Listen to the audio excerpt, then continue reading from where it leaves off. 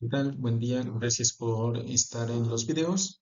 Me gustaría que continuemos con nuestra discusión acerca de la cinética enzimática y particularmente acerca de nuestra discusión de la derivación matemática para estudiar a la cinética enzimática. En el video anterior, que espero que hayan tenido oportunidad de ver, revisamos cómo a partir de un modelo de cinética muy sencillo, podríamos pasar desde la ecuación de la reacción hasta una expresión algebraica que describe la cinética de enzimas que se comportan como enzimas micaelianas o enzimas de primer orden.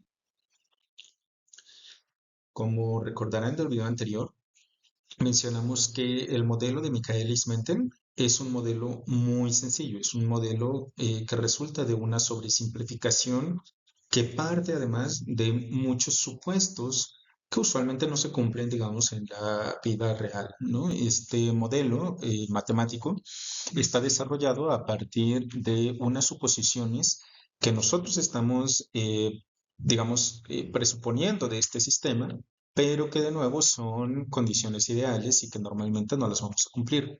Ahora, ¿cuáles eran algunas de estas suposiciones en la ecuación de Michaelis-Menten? Nosotros habíamos dibujado a nuestra reacción enzimática como la ecuación que nos ayuda a pasar de tener una enzima y un sustrato, que ambos están libres en nuestra solución, a convertirlos en el complejo enzima-sustrato.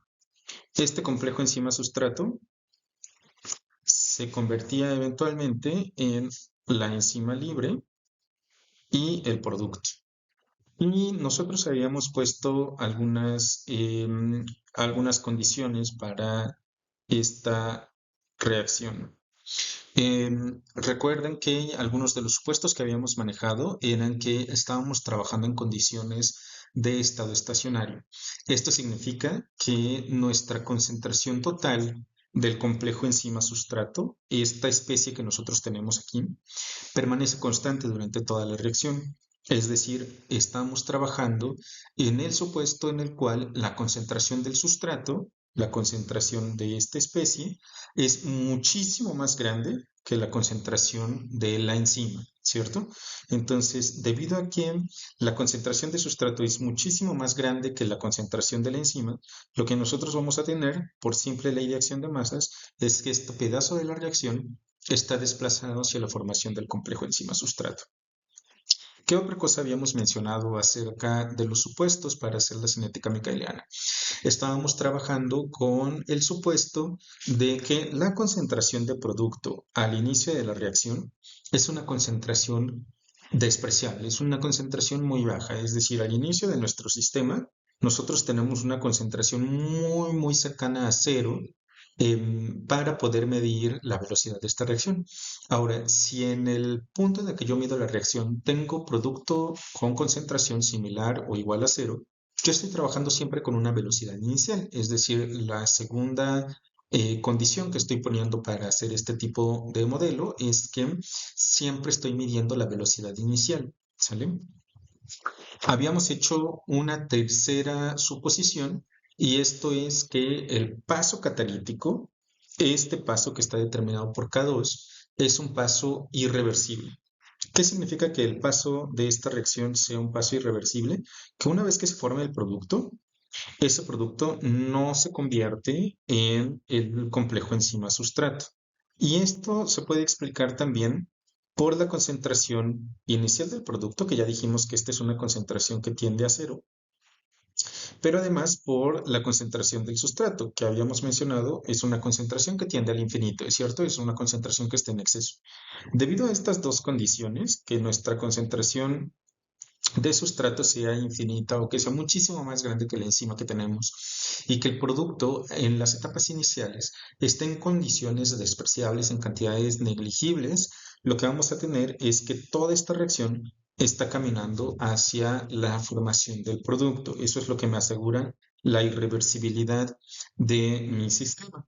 Y finalmente tenemos una segunda condición en la cual estábamos pidiéndole a nuestro sistema que el paso limitante sea la formación o la liberación del producto. Entonces, debido a que ese va a ser el paso limitante, nosotros vamos a estar trabajando siempre con esa condición de irreversibilidad que estábamos marcando en en el supuesto anterior.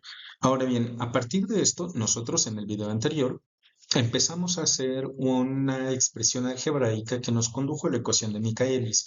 La ecuación de Michaelis-Menten, como la tenemos acá, está determinada, o más bien nos ayuda a encontrar la velocidad inicial de nuestra reacción enzimática en términos de la velocidad máxima de la enzima, la concentración del sustrato y una característica de cada enzima, que es la constante de Michaelis. A la constante de Michaelis la habíamos definido anteriormente como la concentración de sustrato en la cual alcanzamos la mitad de la velocidad máxima. Esta constante de Michaelis era específica para cada proteína y para cada condición dentro de nuestro sistema biológico. También habíamos mencionado en el video anterior que si nosotros graficábamos esta ecuación de Michaelis-Menten, lo que íbamos a obtener era una hipérbole cuadrática.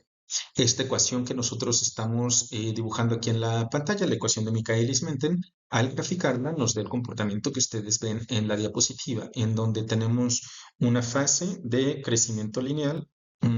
Esa línea otra vez me salió muy fea.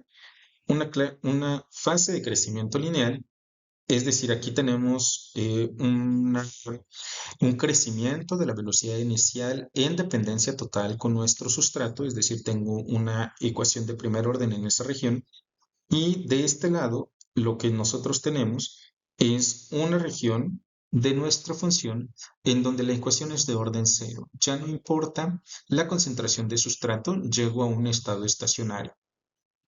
Esas dos zonas, la región en la que tenemos crecimiento lineal y en donde ya no tenemos crecimiento de nuestra función en dependencia del sustrato, las vamos a llamar a esas dos zonas analíticas de nuestra ecuación. Esas dos zonas me van a permitir estimar tanto la velocidad inicial en la primera fase como la velocidad máxima en la segunda. Ahora, les tengo aquí en la pantalla la gráfica de una cinética enzimática en donde definí la velocidad máxima en 60 y la Km la definí en 5. Por ahora no nos interesan las unidades, lo que me interesa es que ustedes vean el comportamiento de la hipérbola cuadrática que nosotros estamos dibujando. En las siguientes ecuaciones, en las siguientes líneas de las gráficas, lo que voy a hacer es ir cambiando la Km, pero manteniendo la velocidad inicial en 60. ¿Sale? Entonces, esta es la curva que nosotros obtendríamos para una enzima cuya constante de Michaelis es igual a 5. Aquí tenemos a la ecuación con una constante de Michaelis igual a 10, con una constante de Michaelis igual a 50 y con una constante de Michaelis igual a 100. De nuevo, recuerden que la constante de Michaelis es una constante, perdón, es una medida de concentración del sustrato. ¿En qué condiciones de concentración de sustrato? En donde yo alcance la mitad de la velocidad máxima. Que de hecho, esto ustedes lo pueden notar aquí en el diagrama. Les acabo de mencionar que estas gráficas las obtuve poniendo como velocidad máxima a 60, es decir, la mitad de la velocidad máxima tiene que ser necesariamente 30, y si ustedes siguen esta línea en 30, lo que van a encontrar es las diferentes intersecciones con la curva que está dibujada por la ecuación. Fíjense que en este caso nosotros ya tenemos una intersección en 100, como lo habíamos mencionado acá. En la curva naranja tenemos la intersección en 50, como lo habíamos mencionado también. Y luego en la azul y en la verde nosotros tenemos las intersecciones en 5 y en 10. Ahora vean que no estoy cambiando el comportamiento asintótico de estas ecuaciones. Por supuesto que cuesta trabajo inferir a partir de la línea naranja y de la línea azul que la velocidad máxima va a ser 60. Si yo siguiese graficando estas concentraciones crecientes de sustrato, eventualmente voy a llegar a acercarme al 60 y va a ser más evidente que esa es la velocidad máxima, pero justo este comportamiento es algo que me gustaría que ustedes tengan presente. Vean cómo en estas representaciones gráficas, lo que nosotros tenemos es que siempre tenemos una estimación de la velocidad máxima. Incluso en esta, en donde yo tengo una V max de 60 muy cercana a la asíntota, yo siempre estoy trabajando con un comportamiento asintótico y ustedes recuerden, a partir de sus clases de álgebra o de geometría analítica, que en las asíntotas nunca llego a ese valor asintótico. En este caso, mi valor asintótico es la velocidad máxima, que estaba en 60. Fíjense cómo, cambiando únicamente la KM, lo que estoy haciendo es alejarme, o bueno, más bien requerir más concentración de sustrato para alcanzar de manera así fehaciente, de manera evidente, el valor asintótico, ¿cierto? Entonces, a partir de esta ecuación de Michaelis-Menten, nosotros no podemos estimar de manera completamente exacta el valor de la velocidad máxima. Ahora, no lo podemos hacer solamente a partir de la gráfica. Por supuesto, el desarrollo de tecnologías de computación, el desarrollo de software estadístico y demás, me permite a partir de los puntos, cada uno de estos puntos es una medición experimental, a partir de los puntos que uno vaya midiendo con un experimento en alguno de los aparatos, como el que mencionábamos en el video anterior, por ejemplo, los equipos de stop flow, lo que nosotros podemos hacer es ajustar una función. ¿Qué función es la que voy a ajustar? Pues voy a ajustar esta función de Michaelis-Menten o cualquier hipérbole cuadrática. A partir del ajuste ya en software estadístico, lo que nosotros vamos a tener es una estimación bastante cercana de mis parámetros, tanto Pmax como Km. Pero de nuevo, pues esto solo fue posible hasta que tuvimos computadoras que nos permitían estimar o bueno, hacer estos ajustes de manera fácil. Antes de poder tener este tipo de computadoras, y antes de poder tener, en nuestro caso, equipos como los de StopFlow, pues entonces teníamos que estimarlos a partir de estas gráficas. Y como pues ya pudieron observar, nunca tenemos una estimación directa del Max y por lo tanto tampoco puedo tener una estimación directa de la KM. Siempre van a ser inferencias. Ahora, las diferencias en KM pueden tener consecuencias fisiológicas. Aquí les estoy mostrando la estructura de una enzima que es una aldehído deshidrogenasa y esta es una de las enzimas que participa en el metabolismo del etanol. Cuando uno se va de fiesta, cuando uno está festejando cualquier cosa, pues lo que tenemos es que el etanol empieza a ser metabolizado por nuestras células, particularmente nuestras células hepáticas, para convertirlo eventualmente hasta acetilcoenzima A. La manera en la que nosotros metabolizamos el etanol, el alcohol que nosotros utilizamos pues, para pasarla bien en la fiesta, va a ser primero una conversión hacia acetaldehído. El acetaldehído eventualmente se tiene que convertir en acetato y el acetato se convertirá en acetilcoenzima A. Estas reacciones van a suceder con la ayuda de tres enzimas. De todas las enzimas me interesa que pongamos atención justo la enzima que ustedes tienen dibujada aquí en la diapositiva, que es la aldehído deshidrogenasa. La aldehído deshidrogenasa tiene dos formas, una forma que va a ser citoplásmica y una forma que va a ser mitocondrial. El acetaldehído, dicho sea de paso, es la molécula que es responsable de que uno se sienta borracho o de estos síntomas de la cruda o del guayabo, como le quieran decir ustedes, de la resaca al día siguiente de que nos pusimos una guarapeta, ¿cierto? Entonces, si tenemos una acumulación alta de acetaldehído, pues más rápido vamos a alcanzar este estado de sentirnos borrachitos o de sentirnos, pues digamos, un poco indispuestos. Como les comentaba, la aldehído deshidrogenasa tiene dos formas. Una forma citoplásmica, es decir, una forma de estas enzimas vive en el citoplasma celular y la otra es una forma mitocondrial. Esta vive en el interior de la matriz mitocondrial. Ambas isoformas tienen diferencias en su Km. La isoforma que vive en la mitocondria tiene una Km baja comparada con la forma citoplásmica. Lo que esto significa es que cuando estas dos enzimas están presentes, la baja Km que nosotros tenemos en la isoforma mitocondrial permite que esta enzima pueda saturarse con una menor concentración de sustrato. Recuerden que la Km es la concentración del sustrato en la cual alcanzo la mitad de la velocidad máxima. Si tengo una Km más baja, necesito menos concentración de sustrato para saturar a mi sistema. Es decir, cuando nosotros tenemos una acumulación de acetaldehído, la existencia de esta enzima mitocondrial asegura que, aún en concentraciones bajas, estoy eliminando al acetaldehído. En algunas personas, por diferencias alélicas que existen en las poblaciones o por algunas mutaciones y demás, podemos tener formas de la enzima mitocondrial que, a partir de sustituciones de aminoácidos o a partir de algunas modificaciones, ya sean mutaciones o de lesiones en algunas regiones de esta enzima, pierden esa característica cinética de la aldehído deshidrogenasa mitocondrial y se convierten en enzimas que tienen o una muy alta Km o definitivamente no tenemos a la enzima. En cualquiera de estos casos, cuando nosotros no tenemos a la forma mitocondrial con su Km baja, lo que tenemos que hacer es deshacernos del acetaldehído con la forma citoplásmica. Pero la forma citoplásmica tiene una Km muy alta. Y como ya hemos mencionado, una Km muy alta implica que yo necesito más concentración de sustrato para poder alcanzar la velocidad máxima. Es decir, yo necesito que el acetaldehído se esté acumulando para poder asegurar que todos los sitios activos están ocupados. Pero ya mencionamos que el acetaldehído es la molécula responsable de esta sensación de estar borrachitos, de esta sensación de la resaca.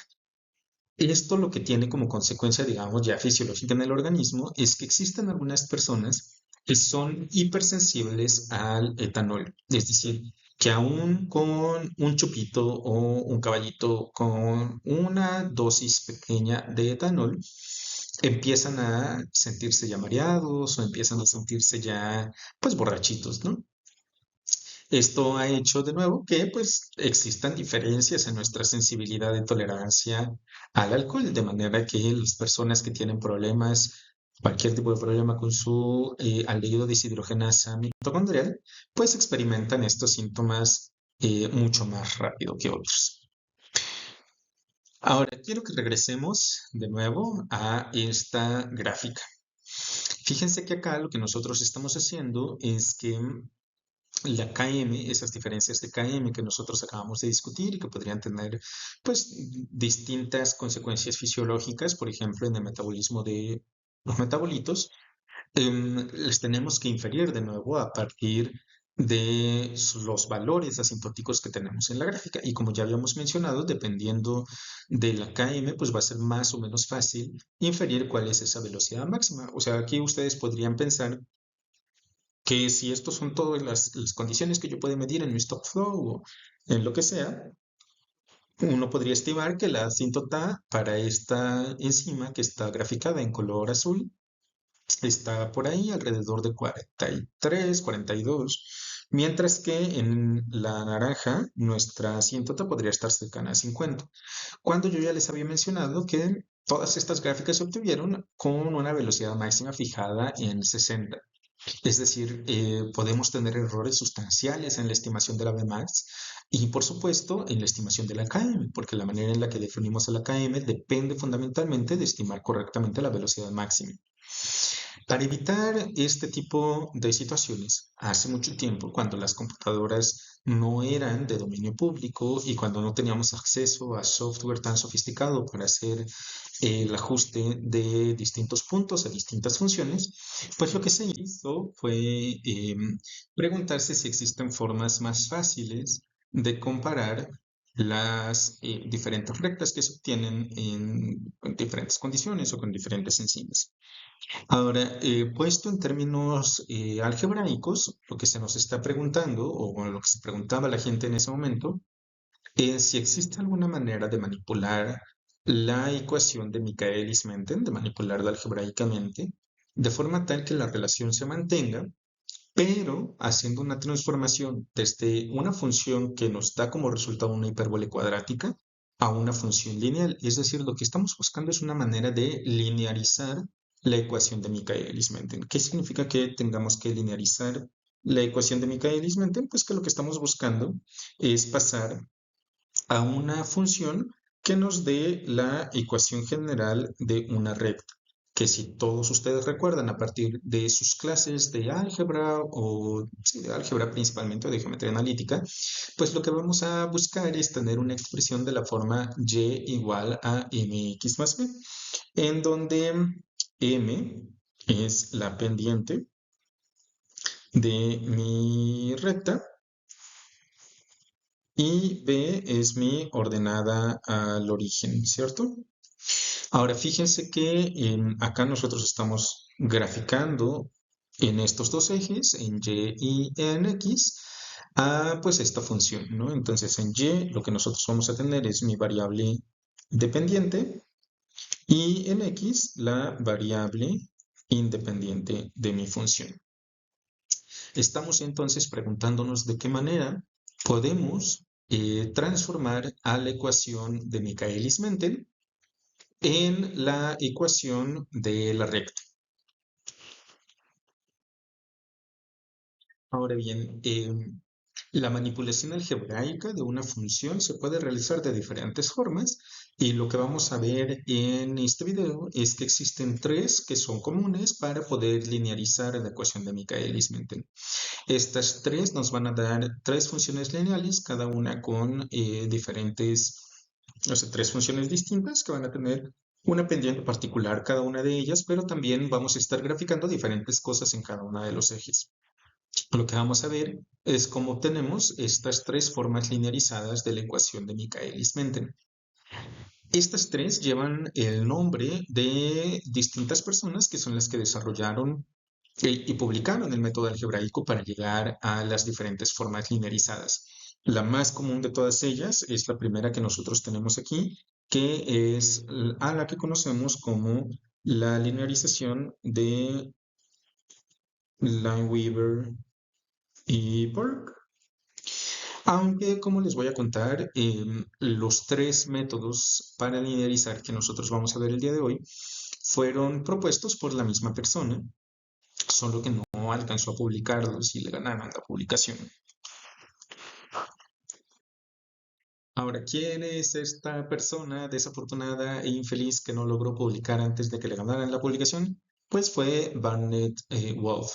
Barnett Wolf, a quien ustedes tienen en la diapositiva, fue una persona que tuvo un interés de investigación bastante amplio, hizo contribuciones en la física, en la bioquímica, en diferentes disciplinas científicas. Él había discutido ya con algunos amigos acerca de la practicidad de poder convertir a la ecuación de Michaelis-Menten en una expresión linearizada que nos pudiese facilitar tanto la interpretación como la comparación de distintos gráficos de cinéticas enzimáticas.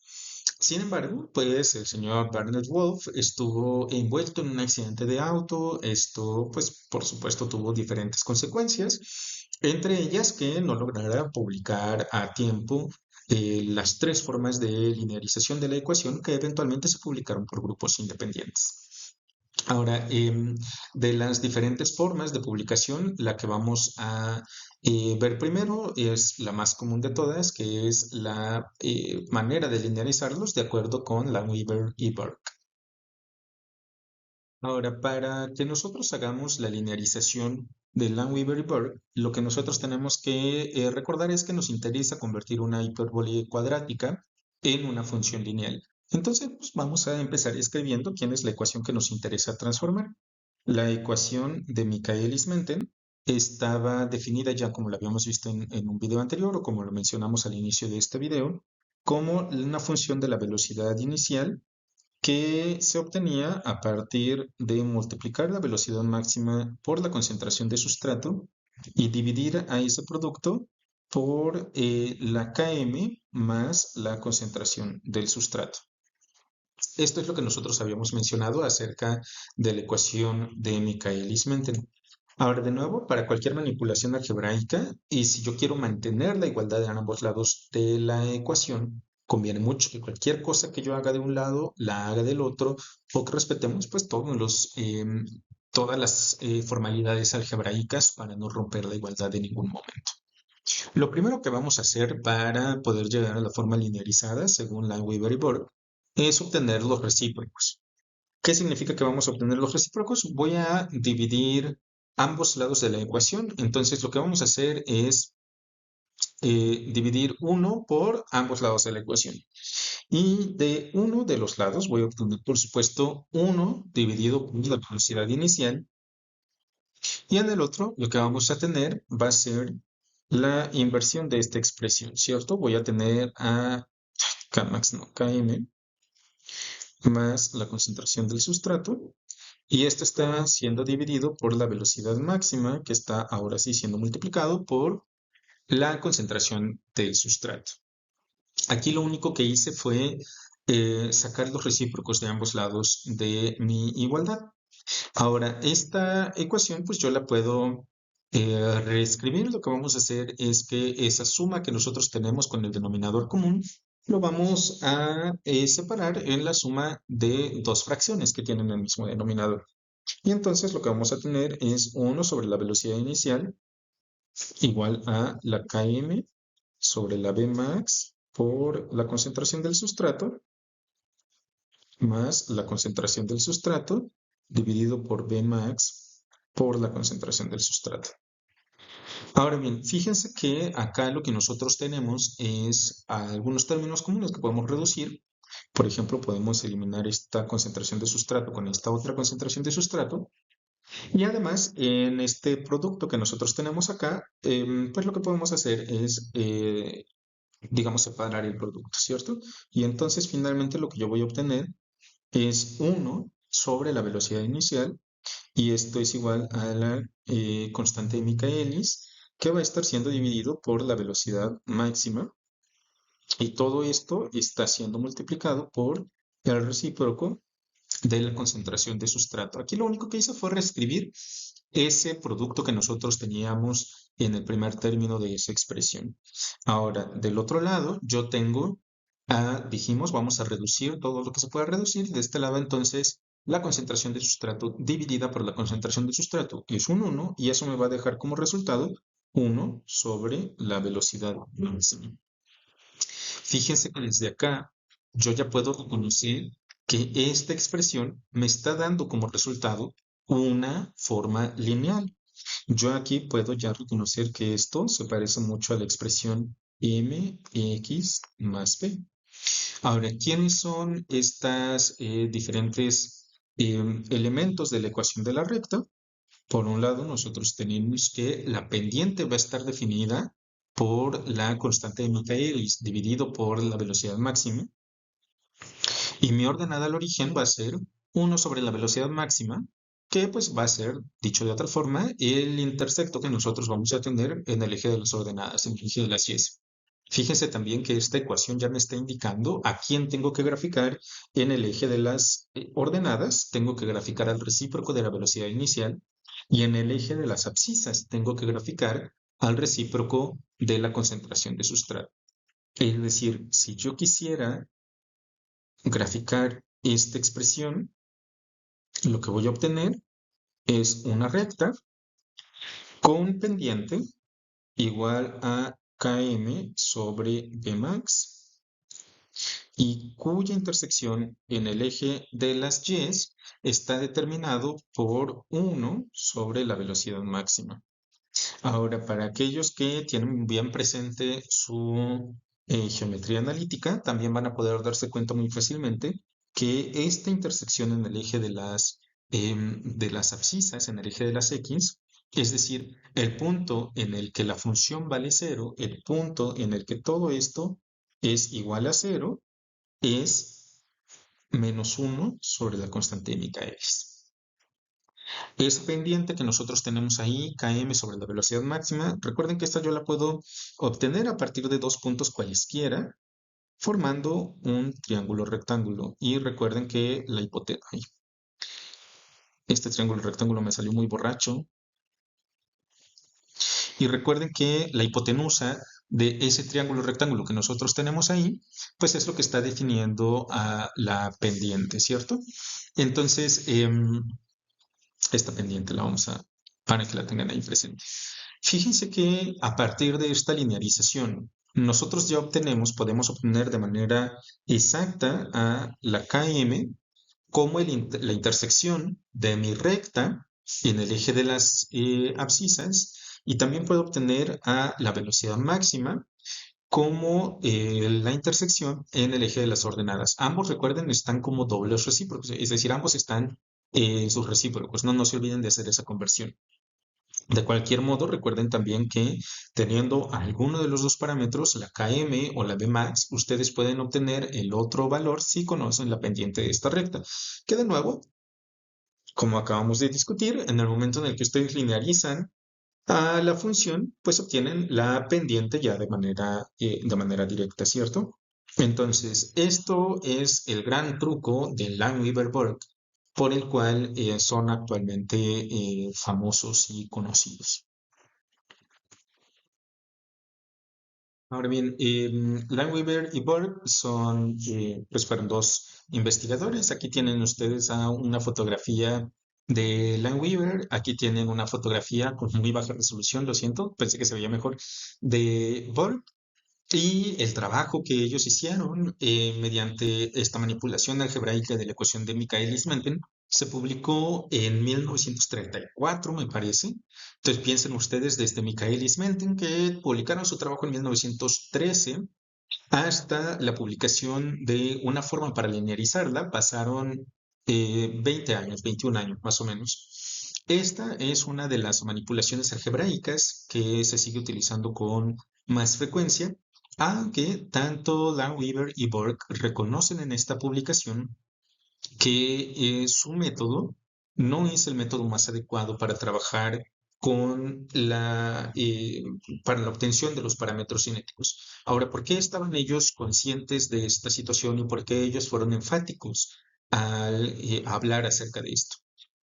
En el caso de las ecuaciones de Michaelis-Menten, lo que ustedes van a tener es que, por ejemplo, cualquier medición experimental, pues lo que hace es mezclar diferentes concentraciones de la enzima, del sustrato y entonces estimar la velocidad inicial. Pero eh, normalmente lo que vamos a tener es que tendremos muchos datos en el inicio de la gráfica y muy pocos datos hacia el final. Nuestros datos casi nunca se distribuyen de manera homogénea sobre toda la cinética que estamos realizando. El problema con las linearizaciones, con todas las linearizaciones, es que dependiendo de cómo se hace la linearización, nosotros vamos a obtener un sesgo importante hacia algunos de los puntos.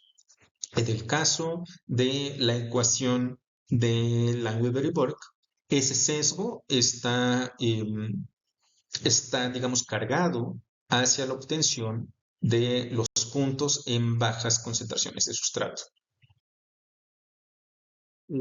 Estas distintas precauciones que ya adelantaban tanto Lineweaver como Borg desde su publicación se pueden apreciar en esta gráfica. Esta es una de las gráficas linearizadas, es decir, transformando la ecuación de Michaelis-Menten hacia la forma de la ecuación de Lineweaver y Borg para una de las gráficas que les había mostrado anteriormente, particularmente aquella que tiene la concentración, la Km, perdón, en 100. Ahora, fíjense cómo nosotros teníamos originalmente una gráfica que era una hipérbole cuadrática, y si ustedes recuerdan de las diapositivas anteriores, teníamos puntos que iban sobre toda la hipérbole cuadrática. Vean que acá lo que nosotros tenemos es que una vez que se hace la linearización, la mayor parte de los puntos caen en uno de los extremos de la recta. Esto de nuevo lo que está haciendo es sesgar esa recta y por lo tanto subestimar o sobreestimar los parámetros cinéticos que nosotros vamos a utilizar. Esto ya lo tenían claro Lineweaver y Borg. Ellos advertían acerca del uso de su ecuación para linearizar a Michaelis-Menten, diciendo, hey, nosotros no proponemos esto para estimar los valores cinéticos, la Km ni la Bmax, sino para poder transformar a las ecuaciones y poder compararlas más fácilmente entre distintas enzimas o entre distintas condiciones de la misma enzima. Ellos eran muy conscientes de esto y yo insisto demasiado en este particular para que todos ustedes tengan presente también esa misma advertencia. Linearizar la ecuación de Michaelis-Menten nos deja trabajar con funciones que son más sencillas. Por supuesto que es mucho más fácil trabajar con una ecuación lineal que con una ecuación que nos va a dar una hipérbole cuadrática. Pero nuevamente esto también va a tener problemas para la inferencia de los parámetros cinéticos de las enzimas que nosotros estemos midiendo. Ok, entonces ya habíamos hablado que teníamos tres métodos para hacer la linearización. El segundo de ellos que vamos a ver aquí es la linearización de Haynes-Wolff. Y este es el mismo Wolff que había propuesto originalmente las tres formas de linearizar a Michaelis-Menten. Ahora, ¿qué es lo que va a hacer Wolff para esta segunda linearización? Bueno, pues ya les había mencionado que él es también quien desarrolló la linearización de Langmuir-Burke. Por lo tanto, no va a resultar sorpresivo que pues esta sea también una modificación de esa ecuación de Langmuir-Burke. Entonces, nosotros habíamos llegado en las diapositivas anteriores a la ecuación de Langmuir-Burke. Déjenme, se las escribo. Recuerden que aquí estamos trabajando con los dobles recíprocos y entonces la ecuación de Langmuir-Burke que nosotros habíamos tenido era Km sobre B max por el recíproco de la concentración de sustrato más 1 sobre B max. Esto es lo que nosotros teníamos como ecuación de Lineweaver-Burke y entonces la vamos a escribir aquí como ecuación de Lineweaver-Burke. Esto ya habíamos mencionado que tiene ya la forma general de una gráfica, una función lineal. Es decir, esto ya tiene la forma y igual a mx más b, ¿cierto? Entonces lo que va a hacer Wolff es pues seguir trabajando a partir de esta forma que ya está linearizada para poder representar gráficamente a esta ecuación de Michaelis-Menten en otra relación lineal. Para ello lo que vamos a hacer es multiplicar todo por la concentración de sustrato, ¿sale? Y nuevamente, para no romper la igualdad, yo necesito hacer absolutamente la misma operación en todos los lados de la igualdad, en todos los términos de la igualdad. Ahora, ¿qué es lo que voy a obtener si yo multiplico a todo por la concentración de sustrato? Lo que yo voy a encontrar es que tendré de este lado la concentración de sustrato sobre la velocidad original y de este lado me quedará solamente la constante de Michaelis sobre la velocidad máxima. Vean que este término se fue o se convirtió en 1 una vez que nosotros multiplicamos por la concentración del sustrato, ¿cierto? Entonces, cuando yo multiplico este término por la concentración del sustrato, este factor se me reduce a 1. 1 por km sobre el max me deja exactamente ese término, km sobre la velocidad máxima. Del otro lado, sin embargo, en el siguiente término, lo que voy a tener es, ahora sí, la concentración de sustrato sobre la velocidad máxima. Ahora, lo que vamos a hacer acá es reordenar un poco esta ecuación y la vamos a reescribir como la concentración del sustrato dividida por la velocidad original o la velocidad inicial es igual a 1 sobre la velocidad máxima por la concentración de sustrato más Km sobre P max. Esta es la forma linearizada en la ecuación de Haynes-Wolff. Ahora fíjense nuevamente que aquí ya nosotros tenemos una ecuación en la forma y igual a mx más b. Vamos a escribir la ecuación de la recta, y igual a mx más b, y entonces aquí resulta ya muy obvio a qué corresponde cada uno de los términos en la ecuación de Haynes-Wolff. Nosotros tenemos a la pendiente en esta ecuación como 1 sobre la velocidad máxima y a la ordenada al origen como km sobre la velocidad máxima. En el caso de mis variables dependientes e independientes, en el eje de las ordenadas yo voy a tener a la concentración del sustrato sobre la velocidad inicial y en el eje de las abscisas a la concentración de sustrato. Es decir, cuando yo quiera graficar esto, cuando yo quiera representar en una gráfica los valores de haber obtenido mi cinética en forma linearizada con esta ecuación, lo que vamos a obtener va a ser una recta cuya pendiente es igual a 1 sobre la velocidad máxima y cuya ordenada al origen, este punto de acá, es la km sobre la velocidad máxima. ¿Quién es o quiénes son las cosas que estoy graficando en los ejes? De nuevo, en el eje de las ordenadas estoy graficando a la concentración del sustrato sobre la velocidad original Y en el eje de las abscisas, lo que yo estoy graficando es simplemente la concentración de sustrato.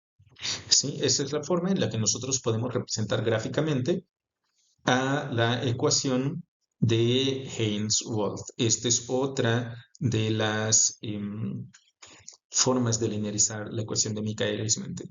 De nueva cuenta, esta linearización va a tener distintas desventajas. Entre ellos, nuevamente, la subestimación de, de los valores cinéticos. Y antes de que lo olvide, déjenme marcarles acá que la intersección en el eje de las abscisas, este va a ser también menos km, directamente menos km, ¿sale? Eso es lo que nosotros tendríamos aquí en nuestra transformación de Michaelis-Menten en la ecuación de Hainsworth. Fíjense que Hainsworth hace todo lo que había hecho Lange-Borg para linearizarlo y un paso adicional que fue multiplicar por la concentración de sustrato, ¿no? Y ya todo esto fue después nada más reordenar la ecuación. El último de los métodos que vamos a revisar es el de Eadie-Hofstee. Y en este método vamos a seguir un camino ligeramente diferente. Partiremos, igual que en las ocasiones anteriores, a partir de nuestra ya famosísima ecuación de Michaelis-Menten. Entonces nosotros tenemos la ecuación de Michaelis-Menten que, si todo el mundo recuerda, es la velocidad inicial igual a la velocidad máxima por la concentración de sustrato y todo esto dividido entre la constante de Michaelis. A ver, vamos. La constante de Michaelis más la concentración del sustrato. Esta es nuestra ecuación de Michaelis-Menten.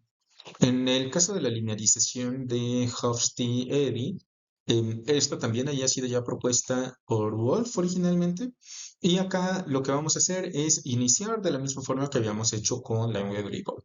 Si ustedes recuerdan, para eso lo que teníamos era que había que ir hacia la obtención de los recíprocos.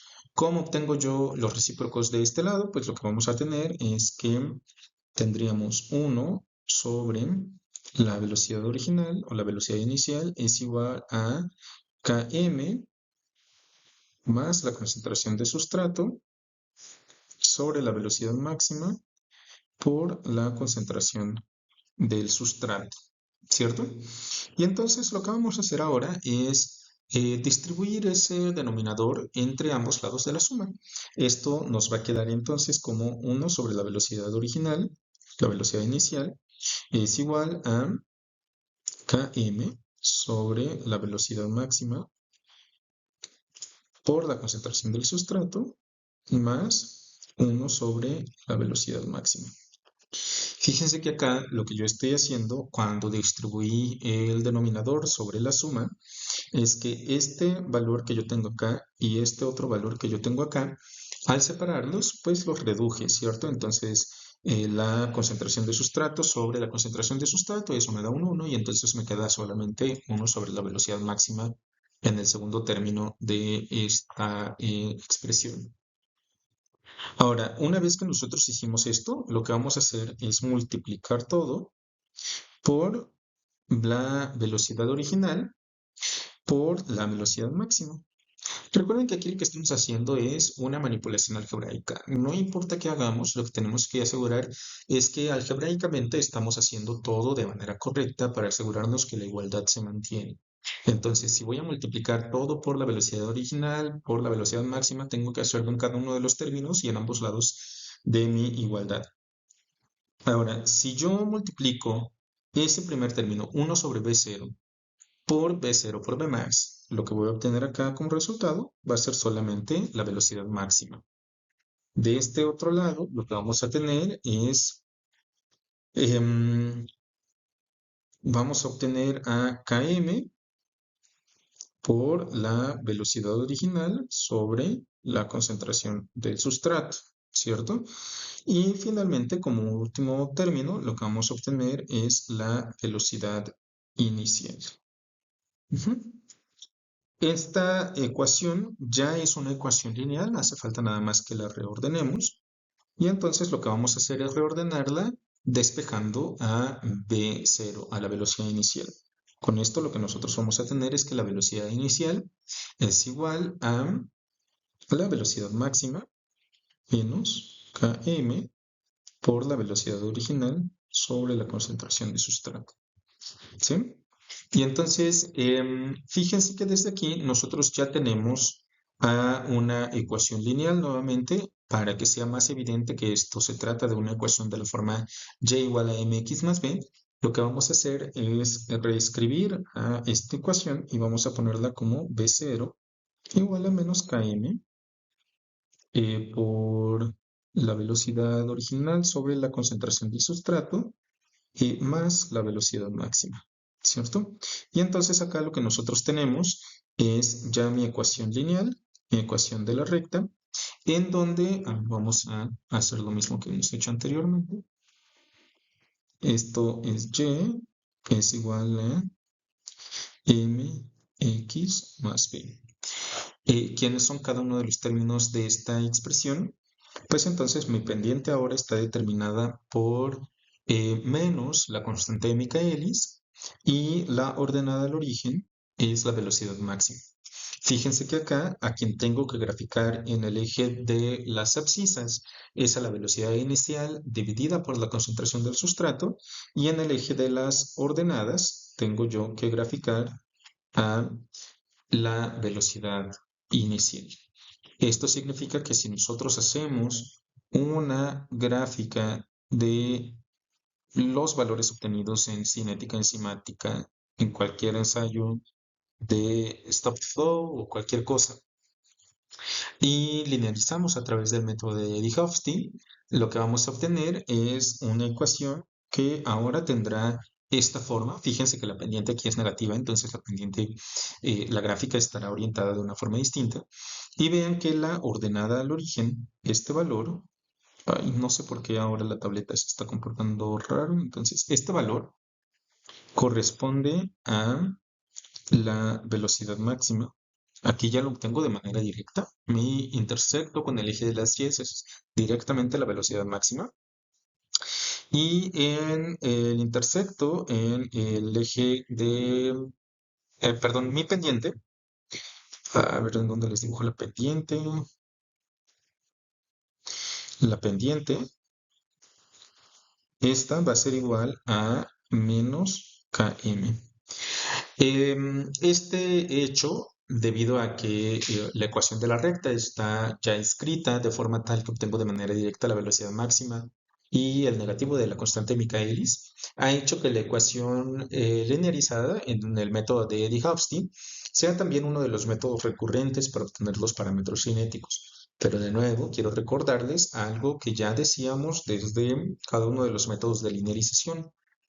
Como estamos transformando, la propagación del error va a hacer que tengamos un sesgo, especialmente cuando tenemos concentraciones bajas de sustrato, que son usualmente las concentraciones que estamos midiendo de forma experimental.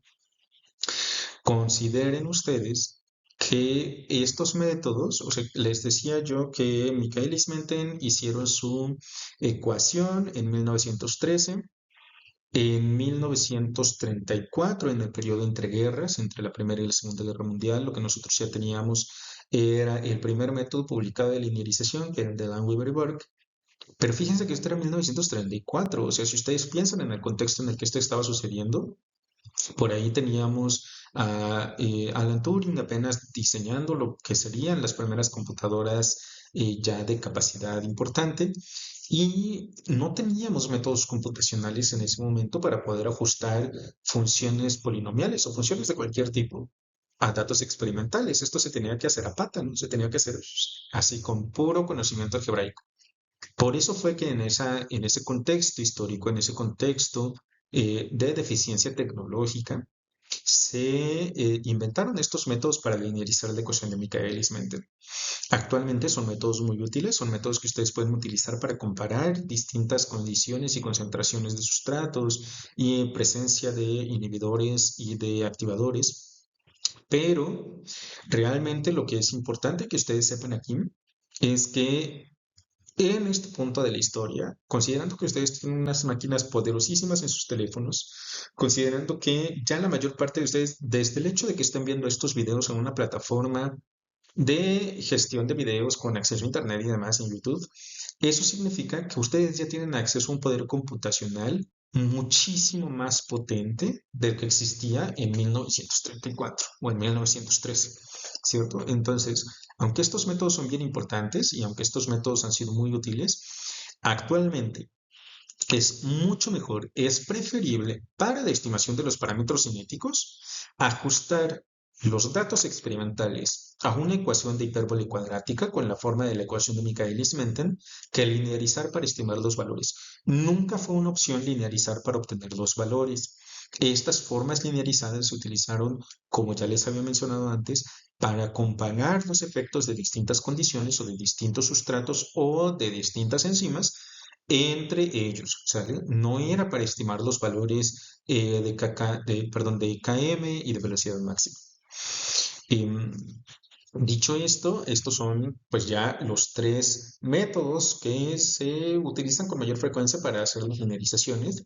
Y con esto hemos cubierto las tres formas que tenemos para pasar de una hipérbole cuadrática, como en la ecuación de Michaelis-Menten, hacia una ecuación linearizada en alguno de estos tres métodos. Y bueno, sin más, solo me queda agradecerles por estar otra vez en el video. Recuerden que cualquier duda que tengan se las puedo contestar, ya sea en el grupo de Classroom o directamente en mi correo institucional. Algunos de ustedes, si prefieren hacer las preguntas directamente en el video de YouTube, también puedo atender las dudas por ahí, aunque pues no reviso tan frecuentemente el canal, entonces sería mucho mejor y más fácil si hacen ustedes las preguntas en el Classroom, en el grupo de Classroom que tenemos, o a mi correo institucional. Les agradezco nuevamente a todos los que han estado revisando los videos. Para aquellas personas que no han tenido tiempo o que no han podido o que no han querido revisar los videos, no pasa nada. Retomaremos de manera muy rápida y de manera muy breve estas cosas cuando podamos regresar a las aulas. Pero nuevamente les quiero invitar a que inviten ustedes a todos sus compañeros a revisar los videos porque tenemos ya varios días de suspensión de clase y habrá que recuperar. O sea, este tema particularmente cinética enzimática me parece que es de relevancia absoluta para ustedes que están estudiando la licenciatura en bioquímica y biología molecular. Entonces son temas a los que yo sí quiero dedicarles la atención suficiente. Tienen ya ustedes los videos para que los puedan consultar en cualquier momento que lo deseen, pero también quiero recordarles que estoy disponible a través del correo institucional para cualquier duda o comentario o aclaración. Y bueno, sin más, nuevamente gracias por estar pendientes de los videos. Les haré un par de videos adicionales, ya más cortos y no con una carga matemática tan importante.